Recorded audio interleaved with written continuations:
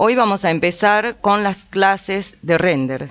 De los tipos de render que queremos desarrollar con nuestros modelos, va a ser primero un render exterior, donde vamos a estudiar algunas cuestiones propias del renderizado exterior. Y otra es renderización interior. En primer lugar, vamos a ver las barras de herramientas que trae Rhinoceros. Entonces, para ver las herramientas, pueden verlo desde esta etiqueta. Como saben, pueden aislarlos. Lo aislé de más. Tenemos agrupado de acuerdo a las acciones, las tareas que se hacen. Tenemos herramientas que pueden ver acá, en este grupo de paletas o de paneles. En la primera parte son tipos de renderizados, que pueden ser renderizado previsualizado, renderizado final y configuración de renderizado. Luego tienen todo lo que hace a la iluminación, los tipos de iluminación acá, las ediciones de iluminación, algunos aspectos que son específicos y que no lo vamos a ver, todo esto que está acá, edición de materiales o paneles de materiales, textura. Esto es un efecto de desplazamiento, se llama, del material. Entorno, panel de configuración de iluminación artificial, plano de suelo, librerías, sol y animación. Agrego al video de la clase este video para mostrarles cómo volver a configurar el entorno de Rhinoceros. Tomando desde este ángulo, lo podemos arrastrar nuevamente al lugar donde queremos tenerlos. Podemos aislarlo tomando desde un vértice y volver a ubicarlos de esta manera.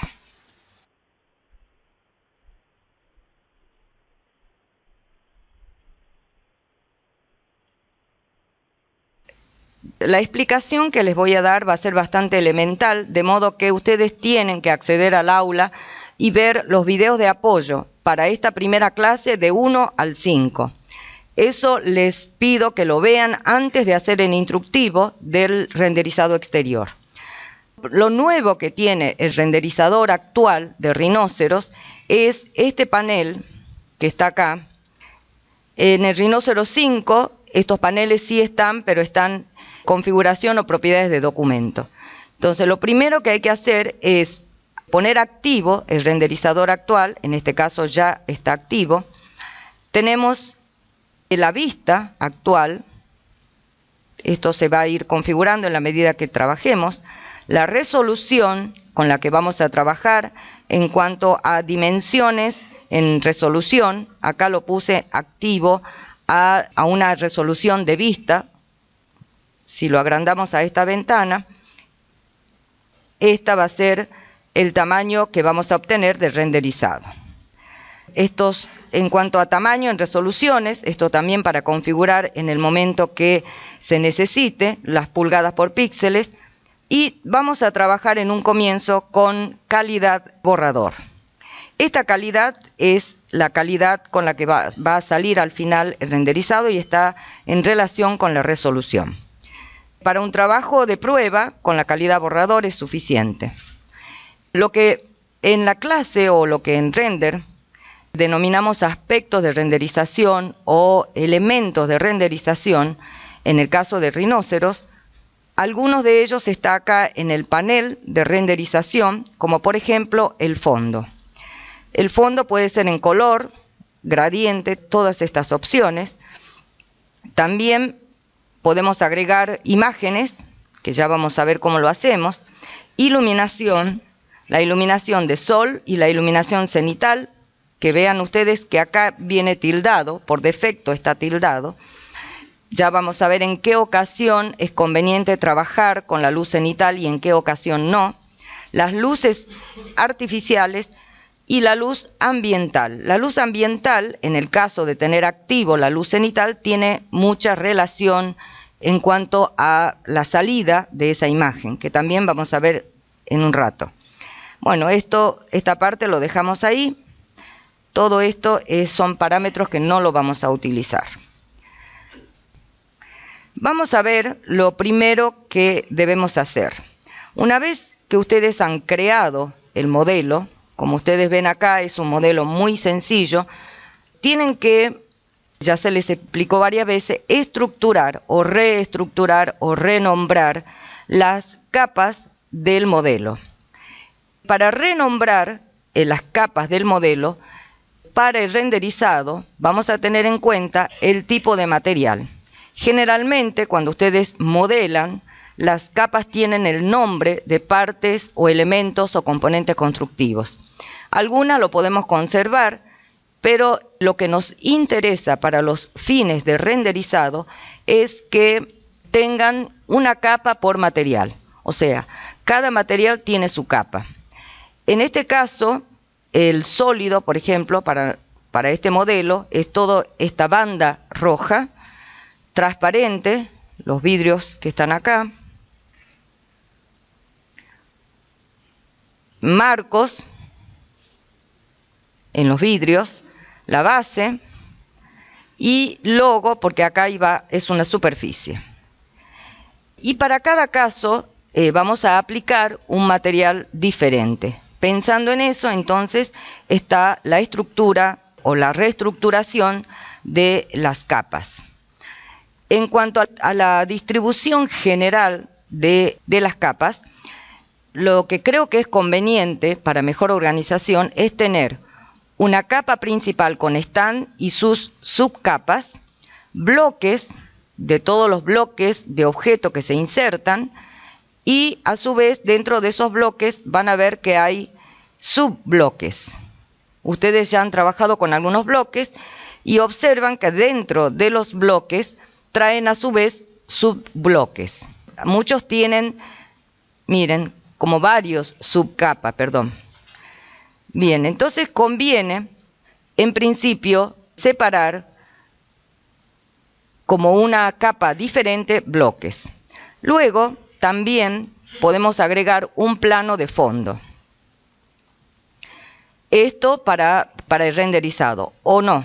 Esto podemos decidir en función al tipo o al nivel de detalle o abstracción que queramos obtener del renderizado. Por otro lado, vamos a dejar siempre, nos conviene dejar siempre cada luz con su nombre.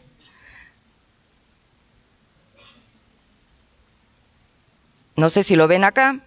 ¿Para qué? Para que podamos trabajar de modo independiente con cada luz que agreguemos a la escena. Bien. Uno de los primeros aspectos o elementos de renderizado que debemos tener en cuenta antes de empezar a agregar bloques y a estudiar los materiales es la cámara o el punto de vista. Pero antes les voy a decir los elementos, o sea, les voy a contar cuáles son los elementos, uno por uno. Tenemos la cámara, que define el punto de vista, los bloques, que son elementos de ambientación, en este caso lo usamos para ambientar nuestro modelo de stand, materiales y texturas. Estos materiales y textura pueden ser una sola o solamente textura. Una opción importante a tener en cuenta es depurar todos estos materiales. Otro elemento o aspecto a tener en cuenta para el renderizado es el fondo. El fondo ya sea como plano de imagen o como cielo desde el programa de Rhinoceros. Otro aspecto, otro elemento que hay que tener en cuenta para el renderizado es la iluminación. Como vimos en el panel de renderizado, la iluminación puede ser del sol, que a su vez siempre debemos tener en cuenta la sombra, la iluminación de la luz cenital, cuyo color de sombra depende de la luz ambiental, que es un poco lo que les decía recién. Esta luz cenital, su sombra es este color, ya lo vamos a ver también.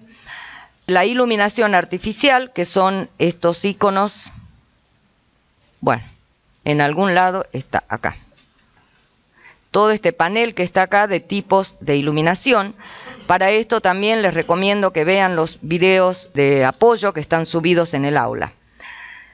Plano de suelo, o sea, si nosotros tenemos este plano o base del stand, podemos agregar además un plano de suelo infinito.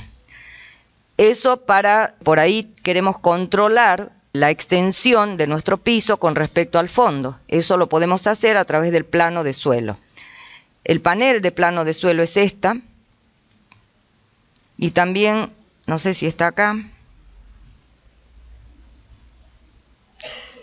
No, creo que acá no está. Está en forma separada como un panel independiente.